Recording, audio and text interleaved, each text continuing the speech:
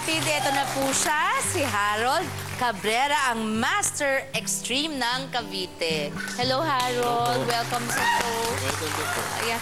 Nakita ko kanina yung kamay mo, yung ginawa mo, talaga pong gumuguhit. At minsan talaga parang, sabi ko nga, basta wag lang yung tatahiin pa no? Yung kailangan tahiin. Sabi nila, bago itong lahat ng kinuwento mong napagdaanan mo na napanood namin, nung 12 years old ka daw ay nalumpo ka. Opo, nalumpo po ako. At paano nangyari?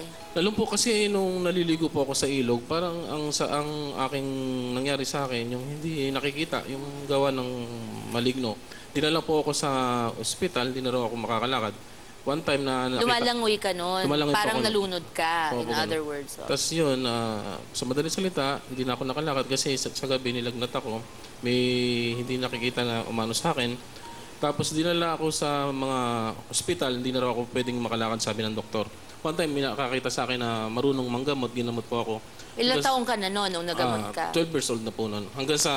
pero nung nalumpo ka? 11 po. 11. So, isang taon halos. Isang taon halos.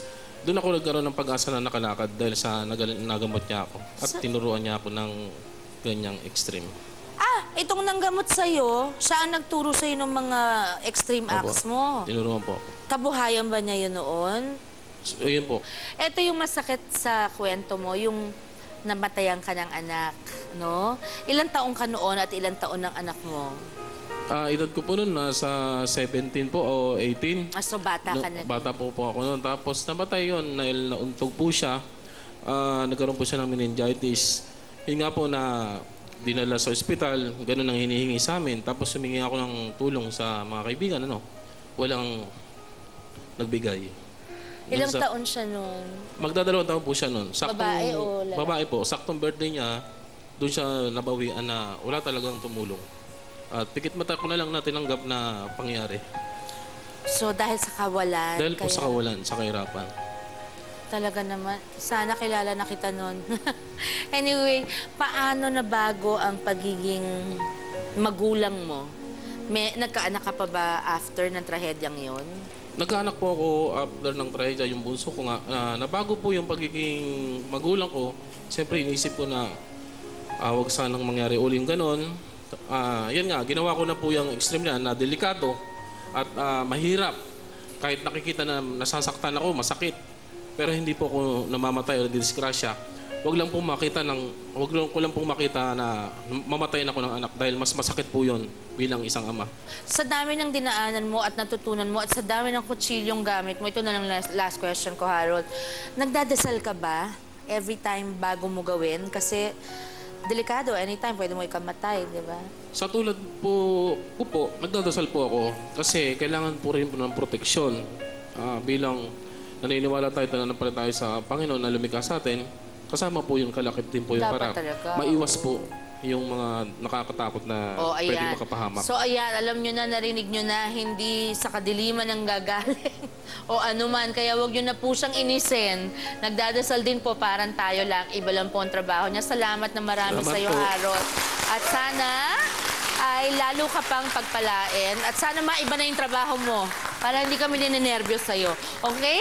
At paalala po sa ating mga manonood, naku, lalo na po mga magulang, wag nyo po itong ipapagaya sa inyong mga anak na nanonood po sa atin ngayon.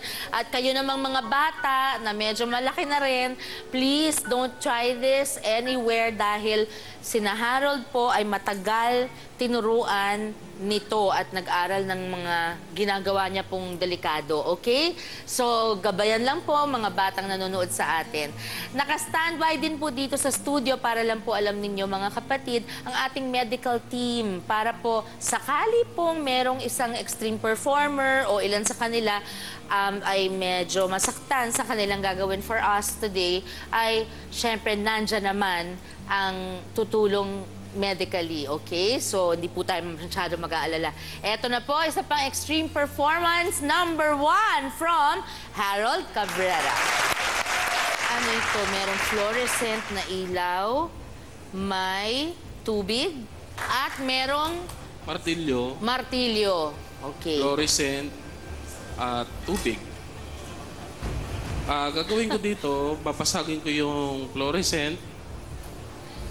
Tapos yung puti, yung powder, toxic po yun. Bawal pong hugayin ng mga bata. Medyo nilason po yun. Talagay po sa dila, inuman ng tubig. Kagatin po yung bubog. Tapos inuman ng tubig na malulunok. Yun.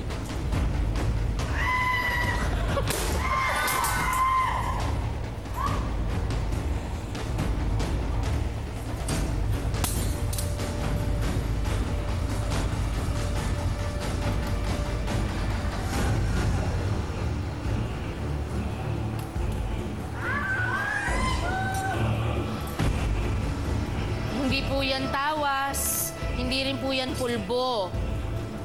Ay, ano ba yan? Oh Lord Almighty.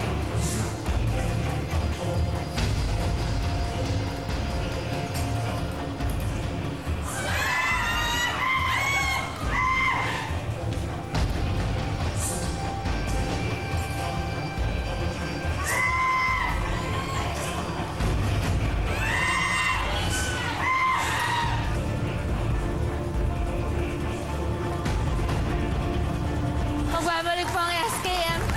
Wag po kayo Ayan, pinasabit sa kanya. Usually po 1.5 liters. Tayo ay matanda na.